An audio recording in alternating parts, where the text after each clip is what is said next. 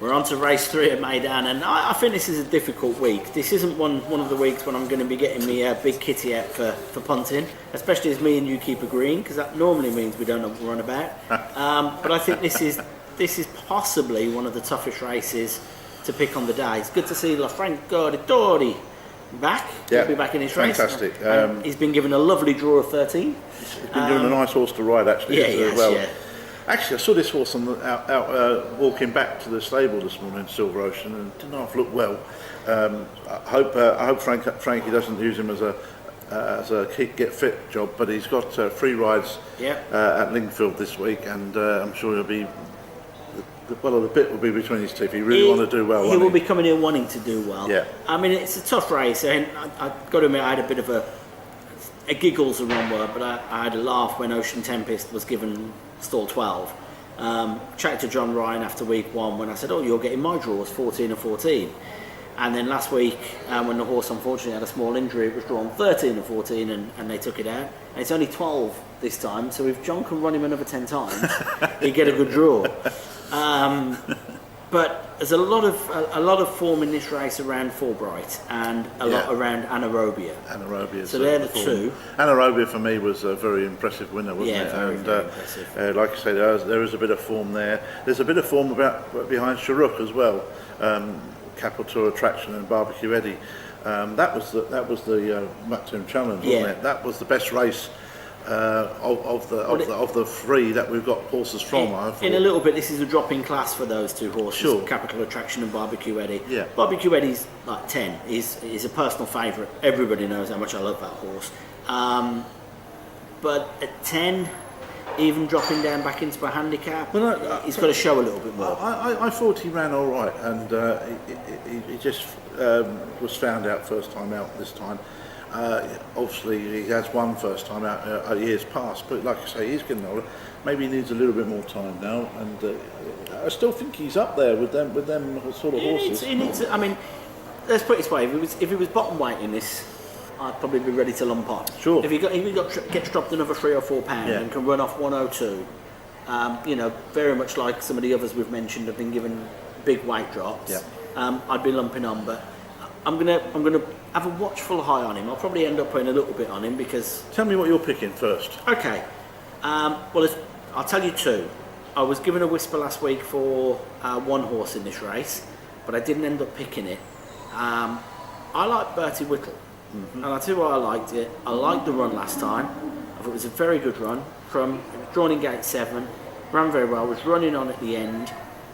Which you'd expect because he's probably better over the mile than he is over 1400, in my opinion. Jamie Spencer on board. Nothing against Harry Bentley, but I think Jamie Spencer's riding at the top of his game at the moment. Yeah. And he's got a nice draw in the 1. The way he runs, I think that'll help him. He'll be suited, and just going the extra furlong because he was finishing well last time. I made in my notes back over a mile. I'd like to watch again. He's off the same handicap mark, and he's carrying, because of Capital Attraction being in the race, he's carrying 56.5. Sure. We know he likes the all-weather. He's running listed company and done well. He's running heritage handicaps, which you mentioned earlier, and done well. He's got 3 seconds and a third to his name last 4 runs. He's probably due a bit of luck. I was going to pick Bertie Whittle, and then I got put off by I know it's a 1 draw, and I got put off by it for some reason. Over the mile, over 7 or 6, if you're not a leader, it could be a problem. But well, that's what I was thinking. Because he comes from behind, Yeah, I was thinking, hope he doesn't get trapped, and that gave me my doubt on this horse. Jamie's one I wouldn't worry about. On the rail. But they all make mistakes. But anyway, I'm not going to say he's going to make a mistake. But that just gave me my little question mark. And then you mentioned just the horses that came from the Mattoon Challenge have come right down in standards compared with the horses against Fulbright. So I'm just wondering if it does give a little chance to the likes of Capital Attraction and Barbecue Eddie, who do like this track, and this could be a little race for the local trainers. And I'm just gonna go with my heart here and tip Barbecue Eddie. Well, I'll just mention Capital Attraction a little bit there. Capital Attraction's best runs here were under Tig, Yeah. and were when he was able to jump out and dictate the pace. Sure. I went through this. There's not a great deal of pace in the race. No.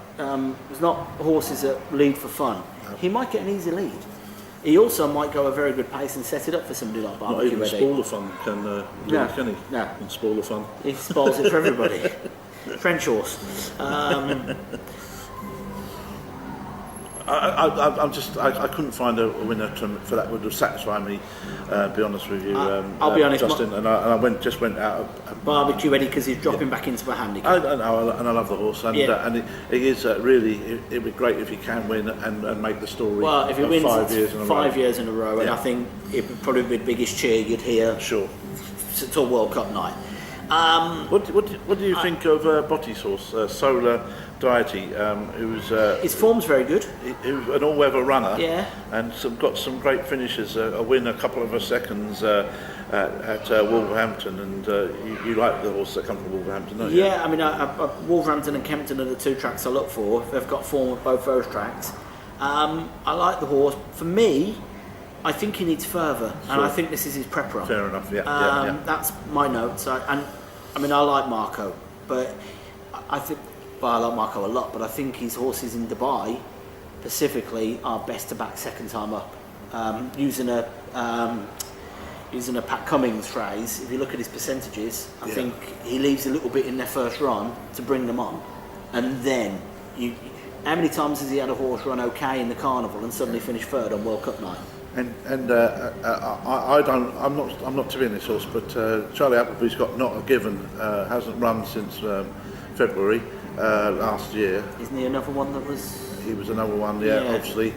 Maybe not so bad, but because he was a runner last carnival. He is a horse that came from America, wasn't he? And put some decent runs together, but nothing special. Look again at the horses he was beaten by. Capital Attraction. Yeah. Cassiano, or I think was the horse of the carnival last year, and then Con Artist, who won a couple in the carnival last year. But for me, look at the fact they stepped up.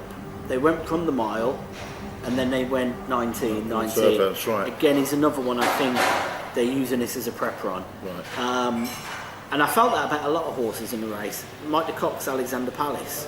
His last couple of runs were over 9 furlongs. He's definitely stays longer, doesn't he? Yeah. So although his wins were, he had a run over in a grade 2 open mile. His wins were over further. Yeah. So I think he's having a prep run. It was just a lot of my notes were maybe needs further. This is an interesting race, and it's not the best race of the night. No. Is it? I'm going to go Bertie Whittle anyway. You're going to go Barbecue Ready. I don't blame you going Bertie Whittle. I'm worried about the draw. I'm going to be jumping up and down if Barbecue wins. That's race number 3.